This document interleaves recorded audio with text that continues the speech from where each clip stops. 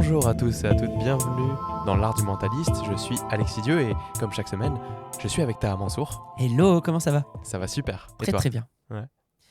De quoi on parle cette semaine? Cette semaine, on va parler de quelque chose d'hyper concret, hyper simple, mais un conseil qui peut vous servir beaucoup et qui vient en renforcer ce qu'on a vu la semaine dernière. C'est comment gérer un réfractaire. Vous avez en face de vous, par exemple, vous devez animer une séance de réflexion sur un sujet particulier, et vous sentez qu'il y a une personne qui commence à vraiment faire chier et continue à couper la parole, à bloquer, à vouloir non seulement faire l'intéressant, mais en plus vraiment montrer que ça ne lui va pas. Par exemple, moi j'en avais eu une fois où je donnais une formation en négociation en école d'ingénieur à Centrale, et dès le début, vraiment il y en avait un qui audiblement faisait vraiment insupportable. Voilà. Mais ça, c'est même pas respectueux en fait, c'est pas juste un réfractaire. Oui, c'est un réfractaire irrespectueux. Ouais. Et au bout d'un certain temps, il me sort, il me dit non, mais là, mais vraiment, arrêtez avec votre pipeau, quoi. Ça marche pas, vos trucs. Vraiment, ça sert à rien ce que vous nous racontez. Là, vous nous vendez du vent et après, on va le tester en vrai et ça marche pas. Il me sort ça. Ça, c'est un réfractaire. Je vous dirai après comment je l'ai géré. Souvent, c'est ce qui se passe. C'est que, un peu comme ce qu'on a vu la semaine dernière, c'est qu'on va avoir tendance à vouloir le convaincre pour essayer d'aller dans cette direction-là. Là, je vais vous apporter un autre modèle qui est vraiment une étude du cadre de pensée appliqué à ce réfractaire-là. Parce que oui, le cadre de pensée s'applique dans plein de différents domaines. Et donc le cadre de pensée, si vous ne vous souvenez pas, on en a parlé il y a longtemps, c'est un modèle qui va considérer 3 étapes. Capter le cadre, C'est ça, rentrer dans ce cadre, et puis ensuite, pour pouvoir mieux influencer, mieux diriger. déformer le cadre. Exactement, qui est le modèle que moi j'utilise depuis plusieurs années et que j'enseigne en école et en entreprise, mon modèle d'influence. Donc, si on regarde un réfractaire, c'est quelqu'un qui est focus sur quelque chose, une frustration. C'est pas nécessairement des gens méchants, mais si on prend par exemple quelqu'un qui est en train de me dire mais non, de toute façon là, ce que tu racontes, ça va jamais marcher. À ton avis, pourquoi est-ce qu'il raconte ça? Parce que ça demande quand même une dépense d'énergie.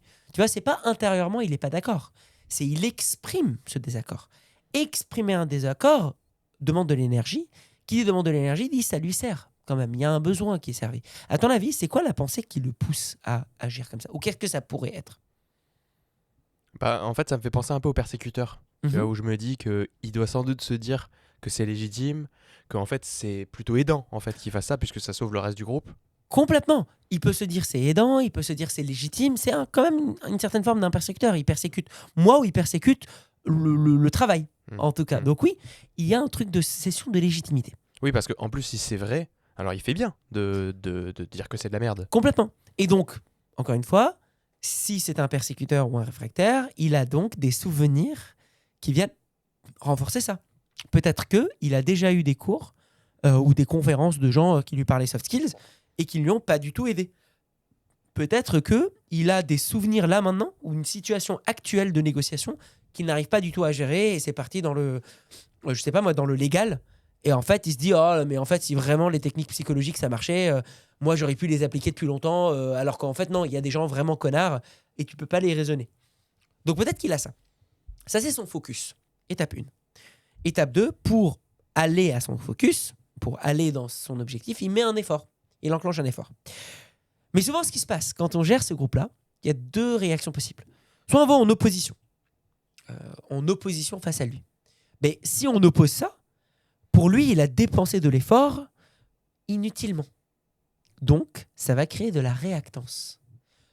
Je vais me braquer encore plus parce que tu n'as pas entendu mon point initial. Et donc, mon centre de focus, mon cadre va encore se resserrer. Là où avant, peut-être que j'écoutais certaines choses que tu disais, quand tu te mets en opposition face à moi, je vais me resserrer. Et donc, j'enclenche plus d'efforts. Moi, je crée du coup plus d'opposition. Ça crée plus de réactance. Et ainsi de suite. Et ça fait un cycle vicieux. C'est ce qui fait qu'au bout d'un certain temps, ça explose de tu sors ou ça part en cacahuète et vous perdez le contrôle. L'autre réaction possible, c'est les personnes qui, dans leur stratégie, se disent je vais ignorer la personne réfractaire. Elle va continuer à parler dans son coin. Mais ça crée un autre cycle vicieux. Parce que la personne le focus sur un objectif. Elle enclenche un effort pour atteindre cet objectif-là. Vous ignorez. Et du coup, c'est très frustrant parce qu'elle a enclenché un effort et elle a eu aucune réaction.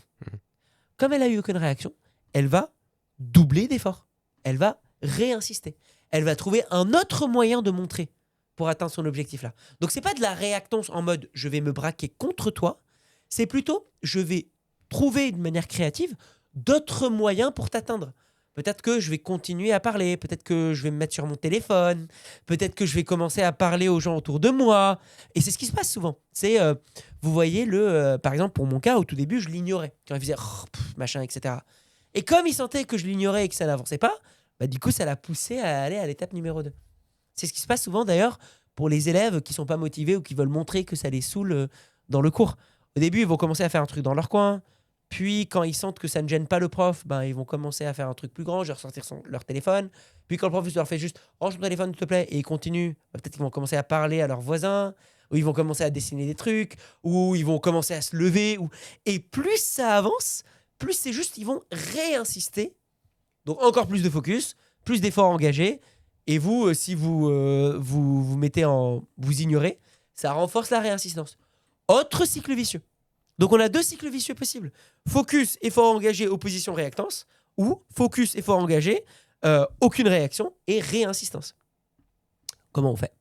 Eh bien, il y a un moyen de sortir de ces cycles vicieux. Déjà, si vous avez écouté Julien Pellabert, notre invité sur la négociation d'influence, vous avez sans doute des idées, puisque comme il dit, la négociation commence par un non. Ça veut dire que c'est justement parce qu'il y a un non qu'on peut commencer à négocier.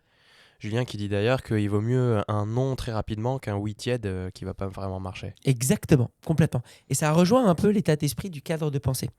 Son cadre de pensée, lui, il a un objectif à atteindre, un effort. Même si vous n'êtes pas d'accord avec lui, il est focus sur cet effort. Eh bien, je vais rentrer dans son cadre. Et qu'est-ce que c'est rentrer dans son cadre ? C'est juste accueillir l'émotion. Donc, focus, effort engagé, je vais accueillir l'émotion et après, je vais juste rediriger ça au service du grand groupe, au service du groupe. Pour donner un exemple. La personne, justement, qui commençait à faire machin, écoutez, c'est du pipeau.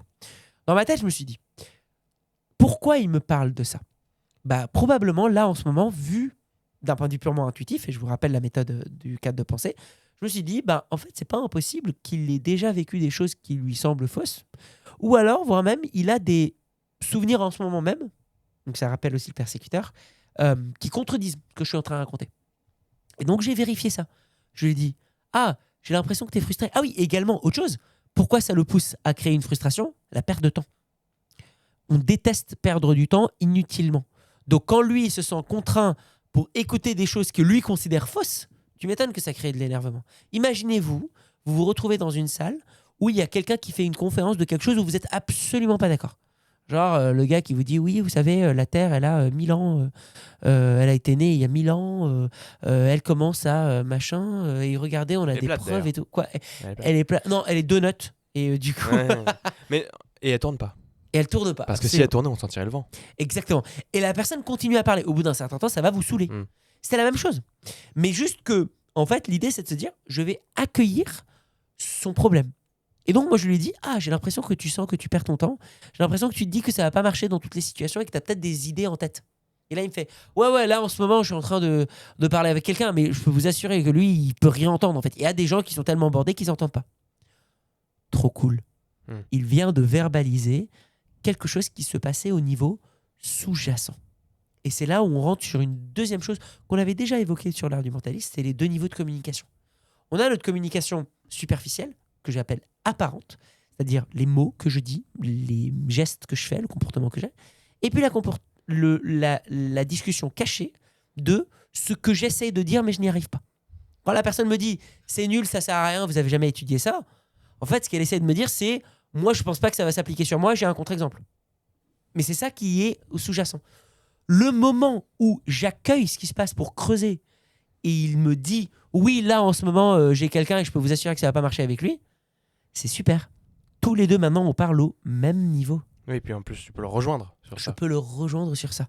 Et ça, normalement, devrait vous rappeler, pour toutes les personnes qui ont déjà écouté les épisodes, à la technique de gestion du conflit.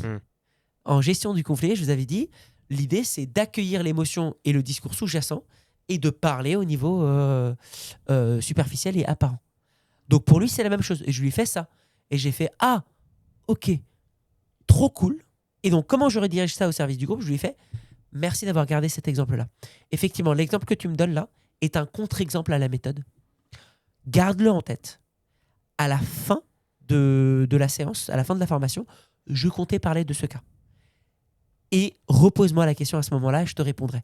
Si jamais, et là c'est encore pour le valoriser plus, je dis, si jamais à la fin du cours, j'oublie, coupe-moi la parole et repose-moi la question. T'es OK? Mais pour l'instant, teste juste les exercices et on verra ce contre-exemple-là. Mais je suis ravi que tu l'aies vécu parce que je pense que ça va aider le groupe. Trop cool. J'ai valorisé son problème, on l'a exprimé, on parle au même niveau et en plus de ça, je l'ai redirigé. Ce qui s'est passé, c'est que du coup, il a suivi tout. Il n'y a plus aucun machin, etc.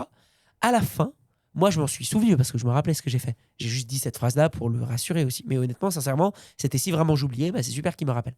À la fin, j'ai terminé la formation et je lui ai fait. Et donc maintenant, je reviens vers toi. Est-ce que déjà, avec ce qu'on a vu, ça te répond un peu à ta question initiale?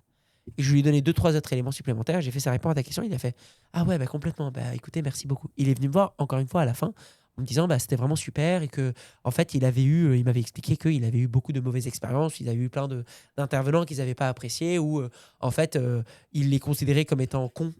Ils avaient eu un intervenant où en gros à chaque fois qu'eux lui posaient des questions, il disait ah bah c'est parce que vous êtes nuls. Entraînez-vous un peu. Et lui il l'avait pris très très mal.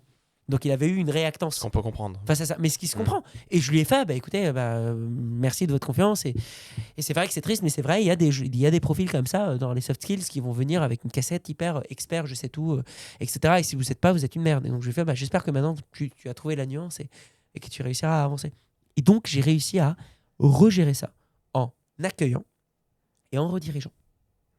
Donc si on devait synthétiser sous la forme d'un protocole, c'est je commence par accueillir, écouter, permettre de ventiler l'émotion, la notifier. Donc c'est on pourrait dire, tiens, comprendre et écouter, puis accueillir. Parce que d'abord, il faut comprendre. Comprendre, accueillir, rediriger. Et c'est la méthode CAR. CAR. Comme une voiture. L'image que je prends, c'est l'image d'un autoroute. Si vous avez une voiture qui roule rapidement sur l'autoroute et qui loupe sa sortie, c'est très dangereux d'essayer de la freiner pour faire marche arrière pour prendre la bonne sortie. Le mieux, c'est de se dire, continue dans ta direction et vois quelle est la prochaine sortie la plus proche qui te permettrait de retrouver le chemin initial. C'est ça l'idée de se dire ça. Ça rejoint aussi un peu le côté persécuteur. L'effort, il est engagé. L'effort, il est là, que vous le veuillez ou non. La personne a enclenché cet effort-là. Donc, elle est dans sa voiture en train de rouler à 160 km/h. Donc, vous, après, votre job, c'est juste de vous dire, OK, elle a loupé sa sortie ou elle est au contraire, elle est sortie alors qu'elle était censée rester sur l'autoroute. Pas de souci. Je vais voir elle est où et je vais la rediriger tranquillement pour qu'elle retrouve le groupe le plus rapidement possible. C'est quoi le tips de la semaine, Tara? Le petit tips de la semaine, c'est sur comment s'entraîner à ça. Parce que c'est pas si évident que ça. En fait, comme beaucoup de conseils, pour vous entraîner à ça, vous devez vous entraîner à un endroit de faible enjeu. Et donc, comment vous pouvez vous entraîner à un faible enjeu? Dès que vous êtes, par exemple, avec des potes et que vous êtes juste en train de parler de, je sais pas moi, de films ou de goût ou de sorties, etc. Et vous avez une personne qui refuse ou n'est pas d'accord avec ça, essayez de vous dire à ce moment-là, je vais essayer d'appliquer la méthode CAR et je vais juste essayer de comprendre pourquoi. Et essayez de creuser avec de la verbalisation, avec le creusage du niveau sous-jacent, etc. Voyez comment vous pouvez accueillir. Peut-être ne dirigez pas encore, mais juste essayez de voir si vous pouvez comprendre. Plus vous allez faire ça dans des trucs faibles en jeu, en mode le restaurant qu'on va choisir, plus vous pourrez être prêt à le gérer quand il y a une négociation salariale. Dans un enjeu plus grand, Dans un enjeu plus grand. Merci, Ta. On parle de quoi la semaine prochaine? La semaine prochaine, on va parler de quelque chose qui impacte plus de 50% de la population française. Ce sont les horoscopes. À la semaine prochaine. À la semaine prochaine.